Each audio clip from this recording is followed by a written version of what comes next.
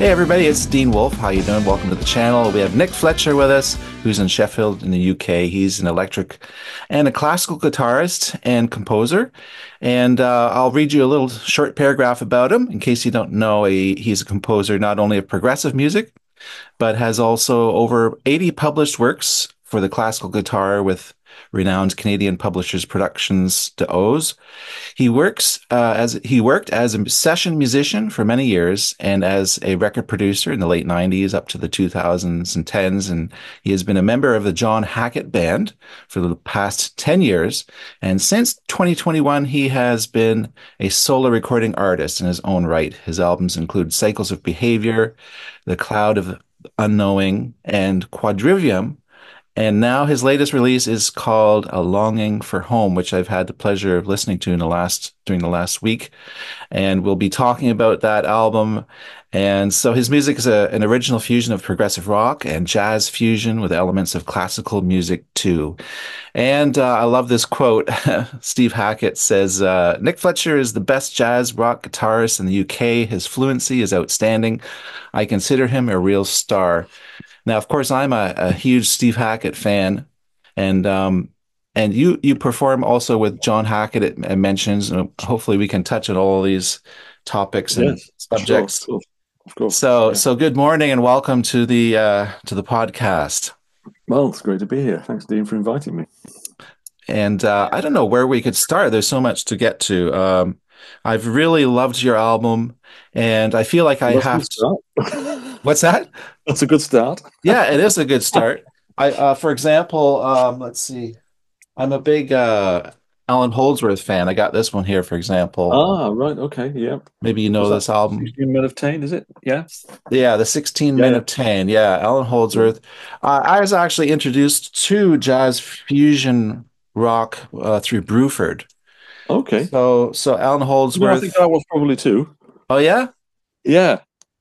Yeah, it was my, yeah, I think my one of my big introductions to that kind of music was through the album Feels Good to Me Yes. in '77.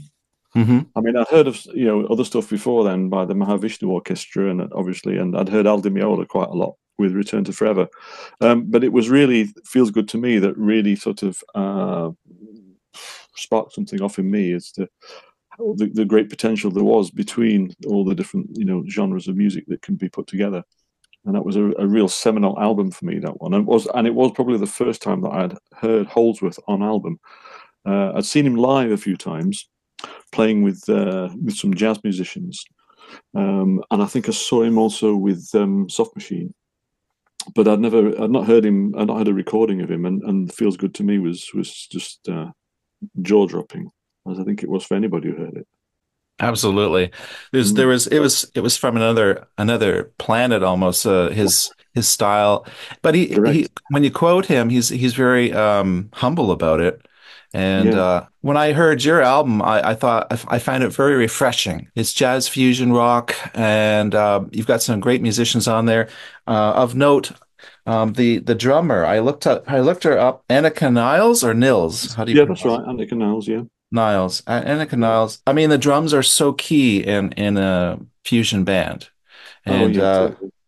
tell me a little about your collaboration with Annika, for example, and some of the other musicians. Mm, sure. Well, I first came across Annika when she was on tour with Jeff Beck in 2022, I believe it was. I was immediately very impressed with what she brought to the band. I was going and expecting to see Vinny and hear Vinny Colaiuta playing, because Vinny was Jeff's regular player. But because the tour had been put back so much because of the lockdowns and everything, when it actually came to happen, Vinny wasn't available. So he had to find himself another drummer, and obviously somebody had recommended Annika to him. And I was majorly impressed. But not only was I majorly impressed by her, obviously her virtuosity and ability to play that kind of music. In fact, she can play any music. She's so adept at doing anything. But I heard in her playing a kind of musicality, which I don't often hear in many drummers. She has her own sort of musical syntax and way she phrases things, and her her fills and the way she uses the cymbals. It just seemed very, very unique and different, but very musical. And I wanted to work with a drummer who could bring together some real musicality to the stuff that I'd written, but at the same time also had the ability to have real drive and dynamism in their playing. And Annika has all of that and more. So I got in touch with her and I said I was doing this album called Quadrivium. Would she be interested in working on it? And she checked me out and listened to a few of my other previous recordings, and she said she'd be very interested. And we worked on that album together. And then when it came to this album, the music that I'd written for it was even more written with her in mind. So I felt that this would be another opportunity for us to work together. And I think that, she's done an amazing job. She always does. So I'm very pleased with how it's turned out. And she's delivered everything that I expected and more, really. Do you guys perform live? I don't perform live with this particular band. At the moment, my main live work is with John Hackett and his band. Of course, this particular band that I put together for this album is really a European collaborative. So the musicians are from all over Europe. So I've got a couple from Germany, because Jonathan, who plays bass, is also the bass player in Annika's band. They tour a lot throughout Europe, and so he's her bass player. He came on board, and I thought, well, that's a great rhythm section. I can't turn that down. Yeah. And they work really great together and interpret the music just as I wanted it. And then I've got a keyboard player who comes from really way up north in Norway, and right up in the Arctic Circle, or beyond the Arctic Circle, called Jan Gunnar Hoff. And he's very highly respected in the sort of European jazz and jazz fusion scene. So he came on board with keyboards. And I've got and on the last track of the album, there's some a vocal performance by a young lady who goes under the name of Dikaji, her real name is Olga Karpova, and she lives in the UK, but she's originally from Russia. And she brought something really special to the final track of the album as well.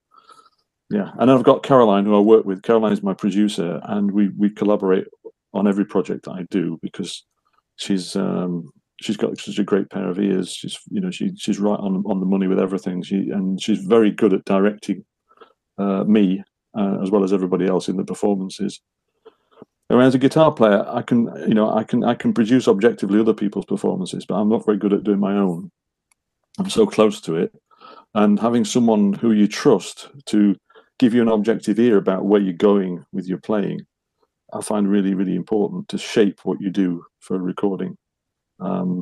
It's invaluable, really, because often, what guitar players are like. We kind of go off at a tangent and go up our own exhaust pipe with with ideas, Right? And we sometimes forget the bigger picture. So even though I've written the music, once you get in the zone of playing, you can sort of forget the bigger picture and just get immersed in that. But Caroline's very good at sort of saying to me, I think, that's not the right direction for this. We need to take it in this direction.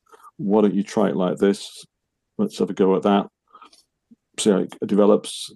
And I'm very open to it, because I trust her, she trusts me. So it's a great relationship for creating music in the studio. I'm curious about the composition process, coming up with the ideas for the songs for the album.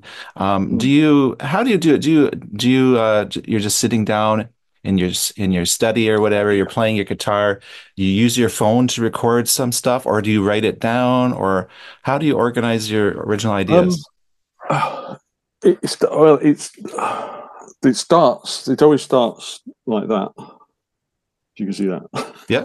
Okay. It's like scribblings of pencil and music manuscript. I'm very old school. I don't record anything, and I don't make any demos.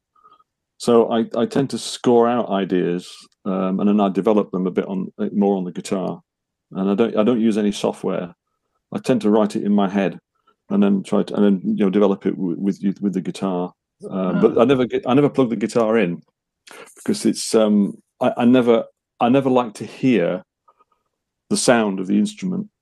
I just like to hear the notes, and then when I go in the studio, then I start to develop and colour the sound with the guitar and other instruments from that point. I have it in my head. I know what I want, but I don't like it to distract me when I'm writing, because if I write with a sound in mind, or using a particular sound, or searching for a sound, it takes me off in a different direction, and sometimes it takes me down a rabbit hole where you're constantly searching for that sound. You know, it's like with guitarists, we're always looking for that guitar tone, and if the Yeah. guitar isn't right, I know we can't quite. It doesn't sound right, doesn't feel right, and so we kind of then mess around with the amp, and we mess around with the effects and all the rest of it, and it can take a long time. So I ignore that whole process when I'm writing completely. So I never plug the instrument in, and I develop it from there. Then when I get in the studio, I've got an idea, and then I use the studio equipment then to, bring all those, animate those ideas into life. Yeah. Huh, interesting. It's different than I would have expected. Do you start off with ideas?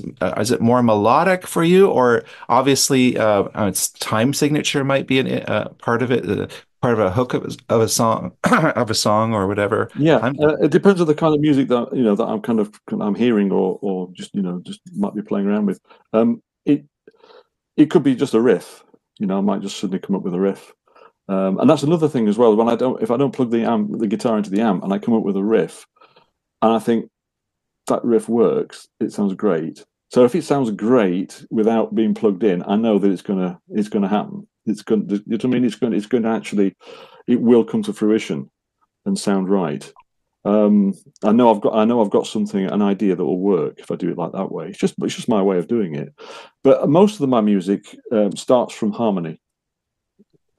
It's very much harmonically orientated, and that's why my melodies are a bit odd and a little obtuse sometimes, because all my melodic content comes out of the harmonic content.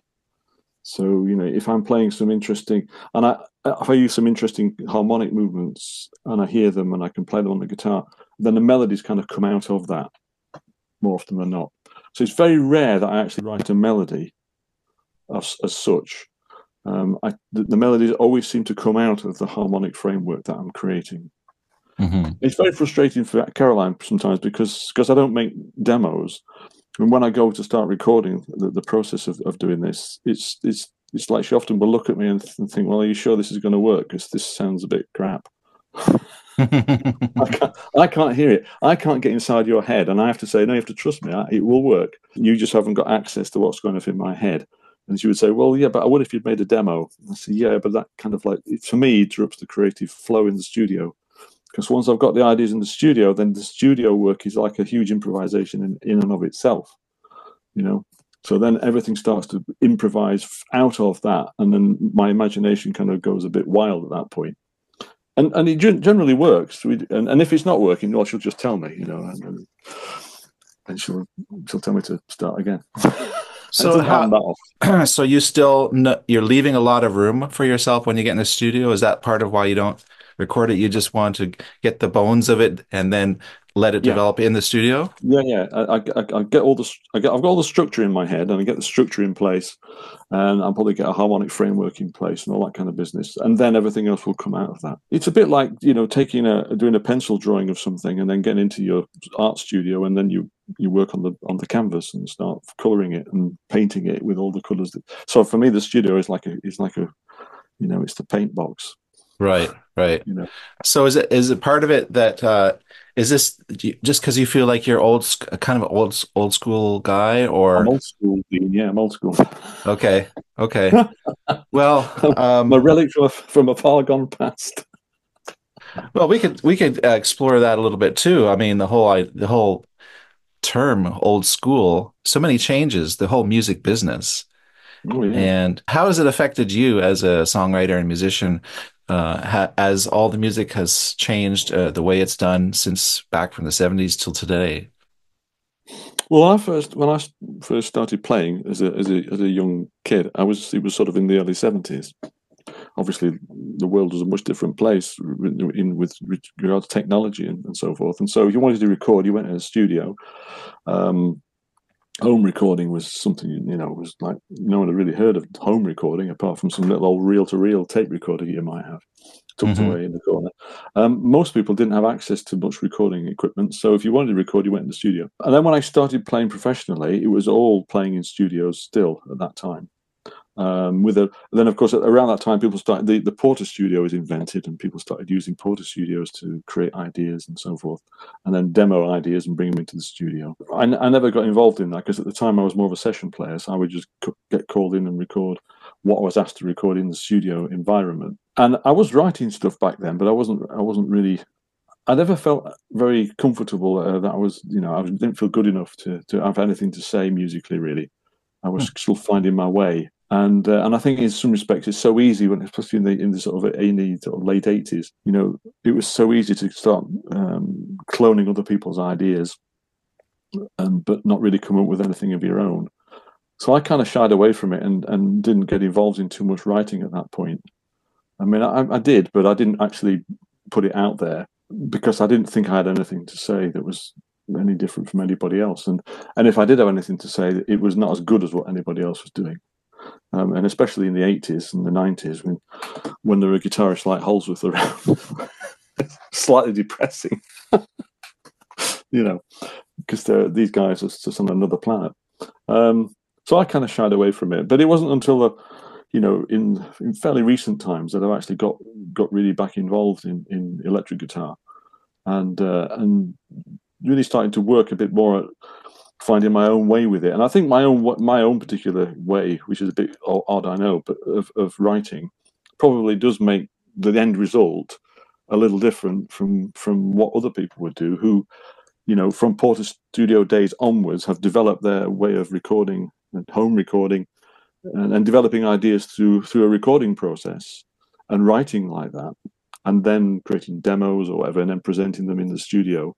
Whereas I don't do that. So in the studio, it's definitely much more of a spontaneous approach to sound, because that's when I start to hear sound. Because until that time, I don't really know what sounds I'm going to get. As soon as I get in the studio, then that's when all the sounds come into play. And at that point, because the sounds have just been in my head, then all of a sudden everything starts to become a much more improvisational process, and so it's more spontaneous.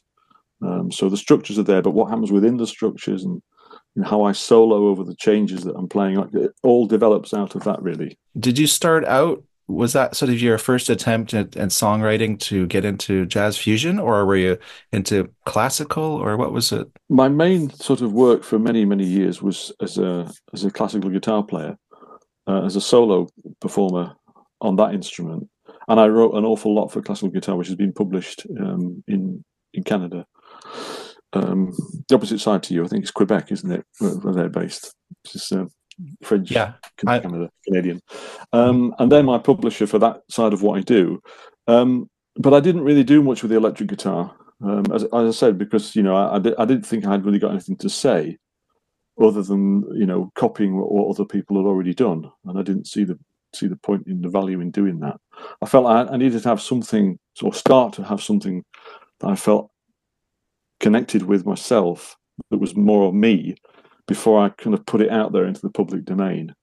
And I know a lot of people listen to what I do and they make references to other people's playing, but it's quite curious that when people do make references to what I write and how I play, is that it's quite varied at times, because I don't want to be a clone of anybody else, but it's you can't escape those influences, can you? So they all kind of seep in, but hopefully it's a mixture of influences that create something a bit different. That's what I hope, anyway.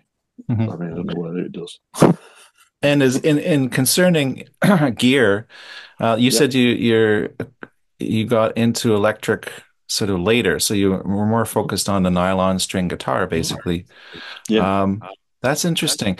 I'm a big fan of Steve Hackett, and I've heard of John Hackett. And one thing I can't wait to do now is go explore John Hackett. Now you've been with him for 10 years, and I don't know anything about John. Maybe you can just get me up to Well, speed. yeah, sure. John was actually part of Steve's band for quite a number of years after he left Genesis. As soon as he left Genesis, which would have been about 77, he then formed a band of which John was a part of. John played flute, rhythm guitar, and some keyboards in that. And he did that for many years with Steve, and they toured the world. John had an accident a bad car accident, which set back his career and damaged his neck, which meant for him touring and playing the flute became very, very difficult for him. So he curtailed his work with Steve in the band because of all that. Later on, going back to play with Steve in a trio setting, which was more of an acoustic, unplugged kind of thing, and they did a lot of work doing that. But he didn't actually play in the band anymore because of the problems that he'd had. So he had to adjust the way he played his flute. So he plays what's called a vertical flute, which is basically a normal flute that is got a different head joint, so he can play it like a recorder, but it's still a flute. And he's probably one of the few people in the world who does it, and he's pretty amazing actually at doing it, because it's a much more difficult way of playing. It's not the natural way of playing at all. But it's like with anything in life, when you get these setbacks, you've got to find a way, if you love what you do, to carry on doing it. But John was with Steve from the outset because he's actually quite a lot. He was quite a lot involved in the Voyage of the Acolyte album, which is obviously Steve's album whilst he was still with Genesis, and he did a lot of work in the studio, including writing a lot of ideas with Steve. Not everybody knows that actually John was actually involved in the writing process of those some of those tracks as well. And then he played on Please Don't Touch and albums like Spectral Mornings and Defector. So he's done all those early albums. He started about how many years ago now? It must be about 20 years ago. He ventured into songwriting, and he released an album of songs that he'd written. Because John is very much a singer-songwriter. And we've done quite a few collaborations together. We did an album called Beyond the Stars, which went out under our names, John Hackett and Nick Fletcher, and we wrote that together collaboratively. And then my first solo album, John sang on it, and he played flute, and he contributed some compositional ideas to that too.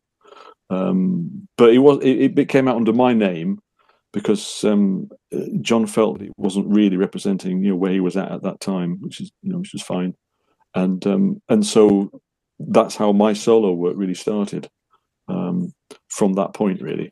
So we've done a lot of work together. We also we had a classical duo where he played flute and I played guitar. And we played lots of concerts playing Bach and Handel and Vivaldi. We specialised in a lot of Baroque music, so we did that for quite a few years too. Yeah. Cool. So, have you collaborated with many other people besides John? The only real sort of person I've collaborated with in the progressive music world is Dave Bainbridge, you may know of.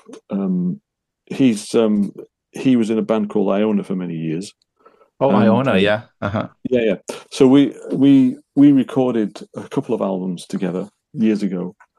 In fact, and Dave's actually one of my oldest friends. We met each other, I think, when I was probably 19. It was back in the sort of very late 70s when we met each other. So I've known Dave most of my life, and he's a phenomenal talent. On my first 3 solo albums, he plays keyboards too on those albums. He was a bit too busy for this new one, so that's why I got somebody else involved. But he's a fabulous musician. And we wrote a guitar concerto together as well, which we recorded on an album called Cathedral of Dreams, which he put out on his label, probably around 2009, I think that was. In fact, that's how I met John, was through that album, that was a curious thing, really, how I met John, if you're interested to know how I met John. Sure.